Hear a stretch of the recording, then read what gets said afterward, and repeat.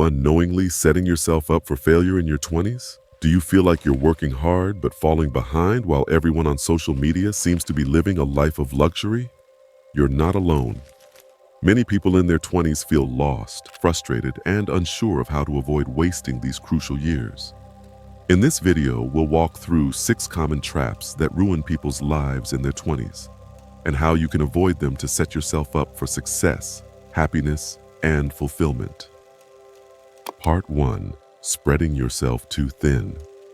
There's nothing more frustrating than feeling like you're giving 110% every day but still standing in the same place. You're working hard, putting in the hours, saying yes to every opportunity, but it never seems to add up. It's like being stuck on a treadmill, exhausted but going nowhere. The problem isn't your effort, it's your focus. Most people in their 20s fall into the trap of trying to do too much at once, thinking they can be great at everything. But the truth is, spreading yourself too thin guarantees mediocrity. This is where the 80-20th principle, also called Pareto's Law, comes in. It's simple. 80% of your results come from 20% of your efforts. The trick is identifying which 20% of your work is truly moving the needle and cutting out the rest. Alex Hormozi, a successful entrepreneur, often says that working hard isn't enough. You have to work hard on the right things. Focusing on a few high-impact goals beats wasting energy on 10 different projects that barely move you forward. Gohan, our protagonist, was stuck in this exact cycle. His days were packed, meeting people, trying new hobbies, chasing multiple goals, and saying yes to every opportunity. On paper, he was busy, but he wasn't making any real progress. Each task drained his energy, leaving little room for what truly mattered. The turning point came when Gohan decided to step back and evaluate his efforts. He started asking himself, what's actually working? What's giving me results? He realized that most of his energy was going into things that didn't align with his main goals. Once he identified the few activities that had the biggest impact, like improving his craft and networking with the right people, he shifted his focus entirely. Suddenly, he wasn't just busy, he was productive. Here's the takeaway. Take a hard look at your commitments. Write down everything you're working on, every project, habit, or task. Then ask yourself, which of these is really moving me forward? Focus your energy on the 20% that drives the most results, and let go of the rest.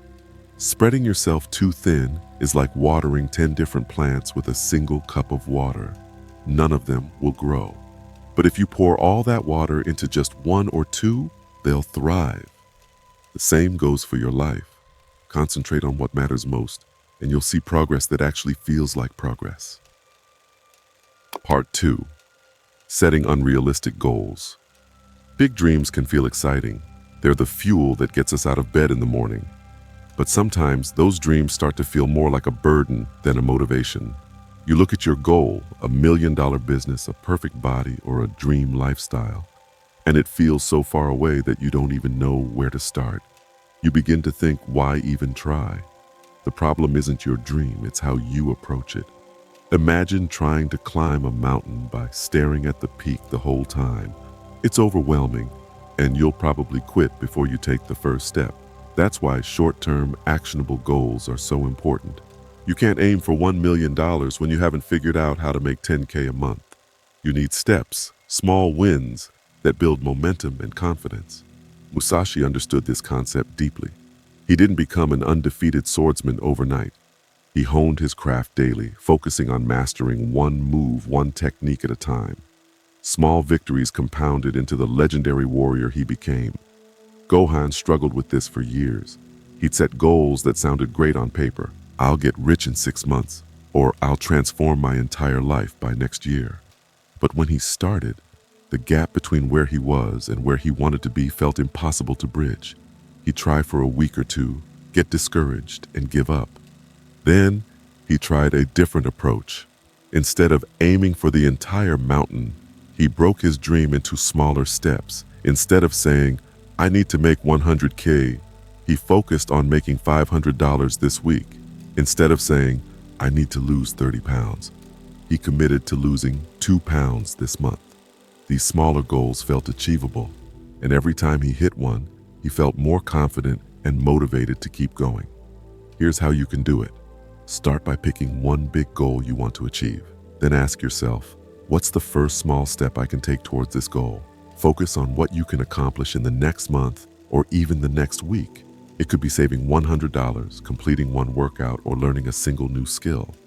Big dreams aren't meant to overwhelm you. They're meant to guide you. But the path to achieving them isn't about giant leaps.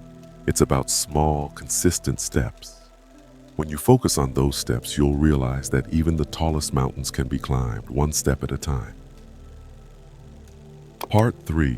Loving the process, not just the outcome. Imagine reaching your biggest goal, the one you've been chasing for years, only to feel empty. You thought achieving it would bring happiness, but instead there's a strange void. The truth is, this happens more often than people realize. Fixating on the end result without finding joy in the journey can leave you feeling lost, even in success. Look at Tyson Fury, the heavyweight champion of the world. He climbed to the top of boxing, achieving what most people can only dream of. But after winning the title, he found himself in a deep depression. Why? Because the victory itself wasn't enough to sustain him. Fury later said that he had to learn to love the grind, the daily training, the discipline, the effort. That's where the fulfillment lies, not in the trophy. For Musashi, this principle was second nature. He didn't fight duels for fame or fortune. He trained and refined his craft because he loved the art of swordsmanship itself. Every practice session, every duel was an opportunity to grow and test himself. The result wasn't the reward, the process was. Gohan learned this the hard way. He spent years chasing goals, money, recognition, success, thinking that once he achieved them, he'd feel complete. But every time he hit a milestone, the satisfaction was fleeting. One day, something shifted. Gohan decided to focus on the work itself. Instead of chasing the next big milestone, he started finding small moments of joy in his daily efforts, improving a skill, learning something new, or simply doing his best. The results still mattered, but they became a byproduct of the work, not the sole reason for it. Here's your actionable step. Look at your current goals and ask yourself, what part of this process can I enjoy? Maybe it's the satisfaction of finishing a tough workout, the pride of learning something new, or the quiet focus of working on a project. Find meaning in the effort, not just the outcome. When you love the process, every day feels like progress. And when you finally achieve your goals, you won't feel empty. You'll feel fulfilled, knowing you enjoyed the journey that brought you there. Part 4. Chasing approval and validation. Why do we care so much about what others think? It's almost instinctual. This need to impress, to fit in, to show the world that we're doing well. But chasing approval, whether through flashy purchases, materialistic relationships, or constant social validation, leads to one place: emptiness. There's a verse in Proverbs that says, "The fear of man lays a snare, but whoever trusts in the Lord is safe." It's a simple but powerful truth. Seeking approval from others is like walking into a trap. It pulls you away from what really matters and leaves you constantly searching for more.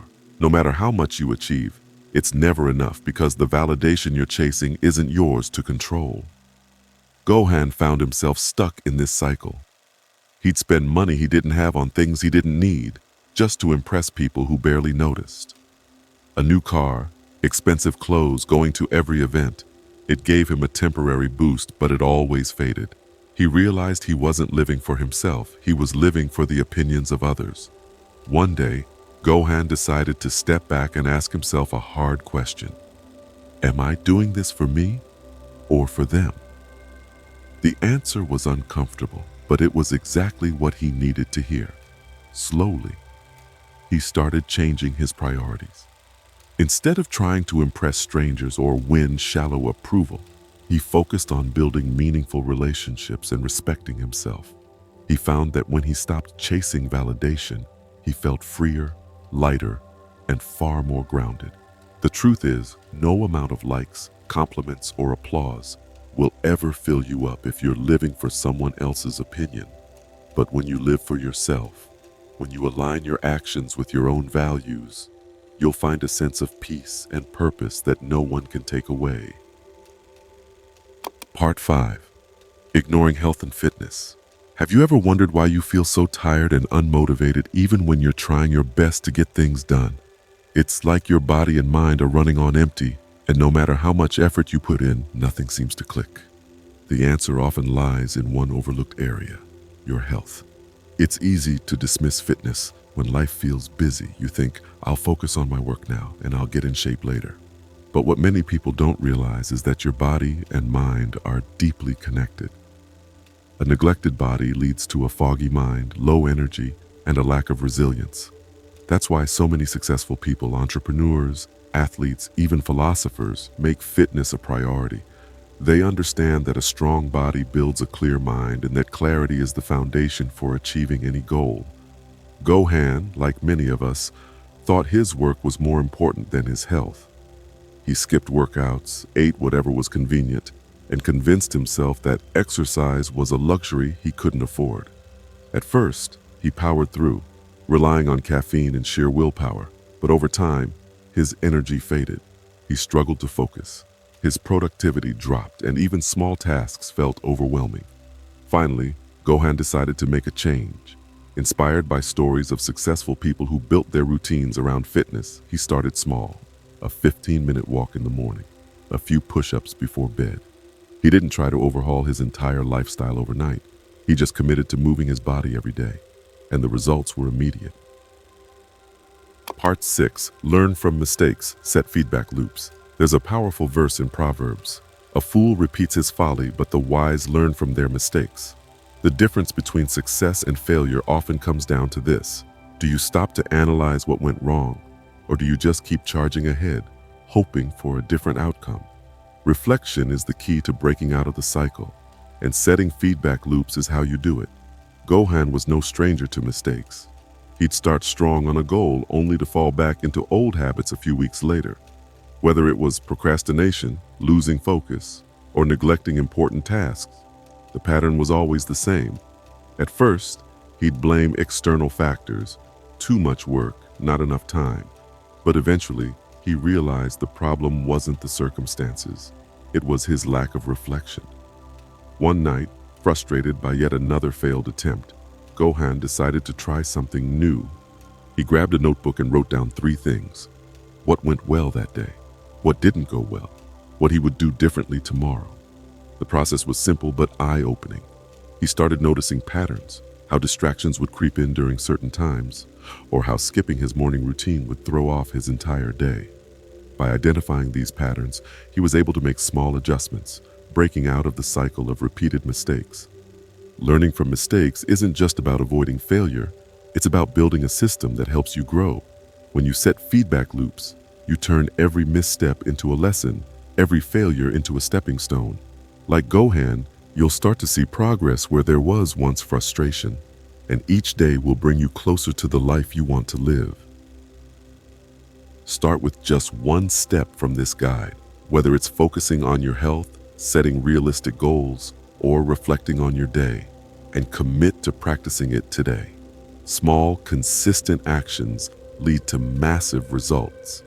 If you found this video helpful, don't forget to subscribe for more actionable advice and timeless wisdom to help you master your potential.